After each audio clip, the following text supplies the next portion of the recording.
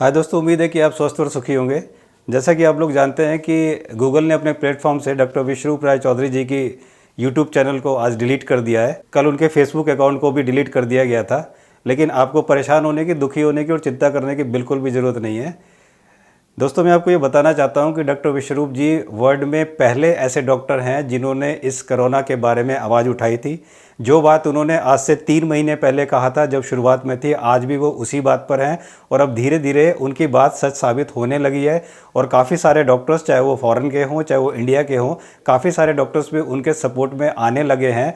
और इस बात से गूगल पे भी काफ़ी प्रेशर था। तो इस प्रेशर के चलते ही मुझे लगता है कि गूगल ने उनके यूट्यूब चैनल को डिलीट। और दोस्तों, आपने सुना होगा कि 1.25 लाख से एक लड़ावा तबे गोविंद सिंह नाम कहावा।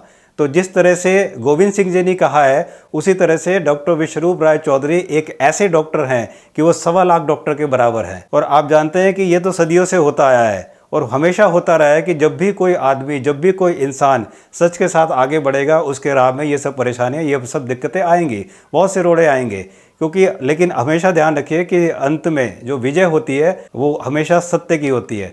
और चाणक्य ने बिल्कुल सही कहा है कि सत्य को आप प्रताड़ित कर सकते हो लेकिन सत्य को कभी पराजित नहीं कर सकते हो। तो क्या आपको लगता है कि डॉक्टर विश्वरूप राय चौधरी जी ने जो अपने अंदर इस भारत को दवाई मुक्त करने की और रोग मुक्त करने की जो मशाल जलाई है, उस मशाल को यूट्यूब या फेसबुक रोक पाएगा? कभी नहीं।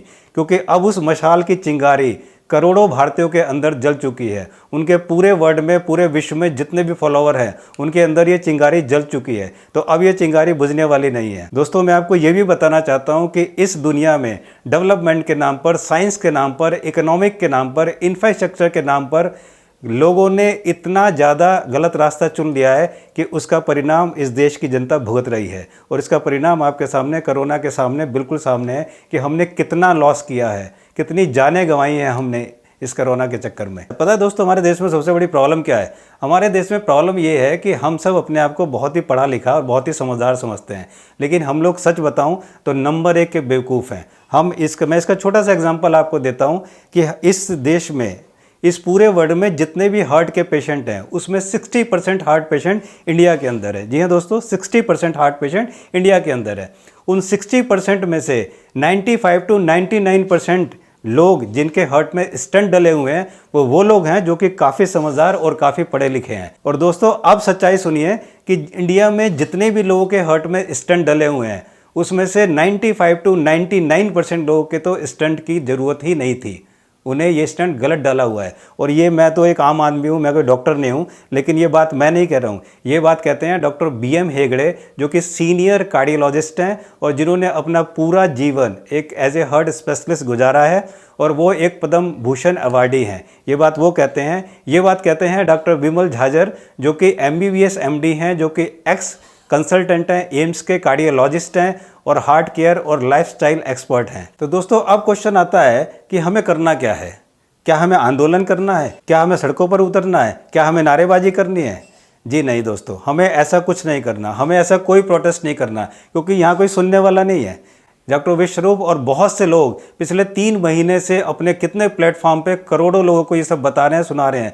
लेकिन क्या हमारी सरकार ने या किसी ने सुना? किसी ने कुछ नहीं सुना। तो हमें ये नहीं करना। तो दोस्तों, करना क्या है ये मैं आपको बताता हूँ। मेरी एक बड़ी छोटी सी राय है, अगर आपको अच्छा लगे तो आप ज़रूर करें। तो दोस्तों, एक होता है जन आंदोलन, जिसे कि मास मूवमेंट बोलते हैं। उसमें सारे आदमी इकट्ठे हो जाएं और झंडा लेकर प्रोटेस्ट करें, नारेबाजी करें, धरना प्रदर्शन करें, उसके बाद वो ये सब करें। लेकिन मुझे उम्मीद है कि ये हमारी कोई सुनने वाला नहीं है, कोई कुछ करने वाला नहीं है। तो इस समय हमारे देश में इसकी कोई ज़रूरत नहीं है। इस समय हमारे देश में हमें जो करना है वो है सेल्फ मूवमेंट, जिसको बोलते हैं स्वयं आंदोलन।